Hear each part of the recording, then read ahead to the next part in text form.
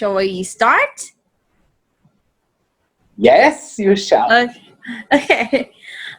So today's our topic is the best and the worst attitude of learning and teaching music. We'll divide into two parts. So let's talk about the attitude of teaching music first. So as a teacher, I want to tell all the music students is believe in yourself, be confident, but you have to take it seriously, and I really meant it, because for many years ago, when I was a little girl, I've had a teacher who have always constantly put me down, you cannot play this piece, it's not suit you to play, for example.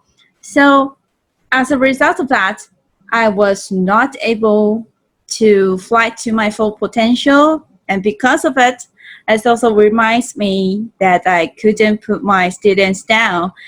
I think lots of people forget that when you play the piano, it's not just about the technical notes that you play and physically play the piano. It's also about how your mind controls, and when your mind is confident, or when you are confident in yourself, when you are less likely to mess up. As weird as that sounds, you might be looking for a technical advice like how to move your fingers, your arms, or in hands. But once you're confident in yourself, you're less likely to mess up, and you would be able to play phrases more confidence in yourself. You will be able to express yourself much more naturally. The first thing you must do when you hear something, when you give a lesson, is to tell the student the positive things he has done. You must say him, you can do that and that and that and that very well. So now let's work that. And that changes everything, because the energy between teacher and a student is a positive energy. So you start building, and you are not destroying.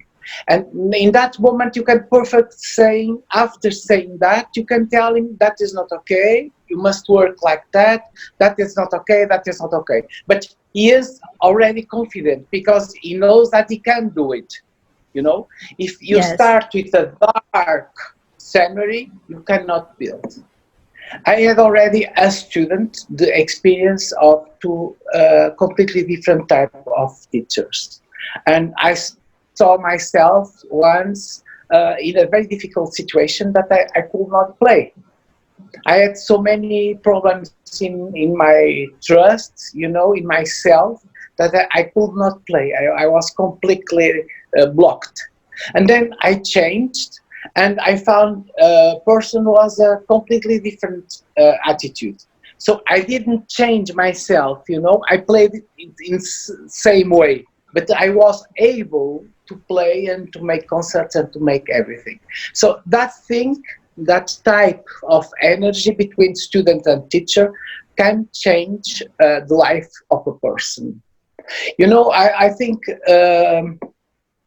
teaching, it depends. If you teach a child with 10 years old or 6, or if you are already in superior grade.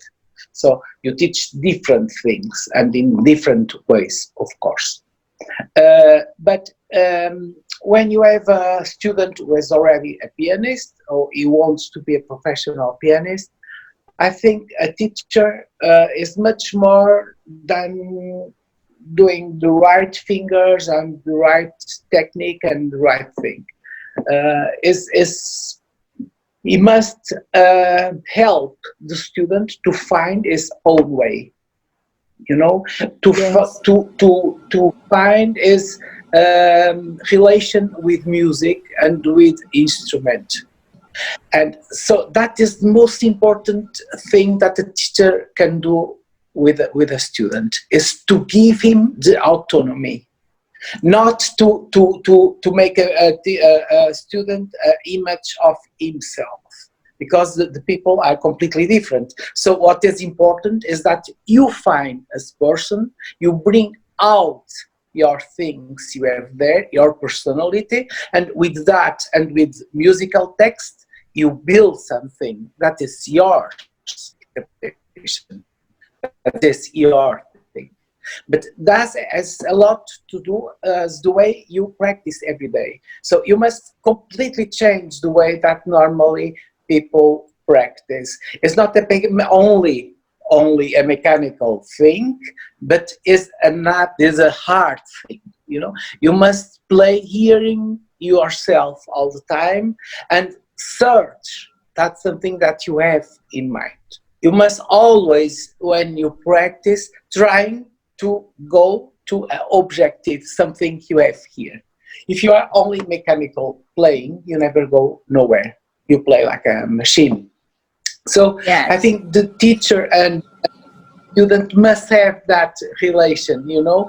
The teacher must give the trust to the student that he can really find his own way. Then technical thing is another thing. Yes. Yes, I agree with that.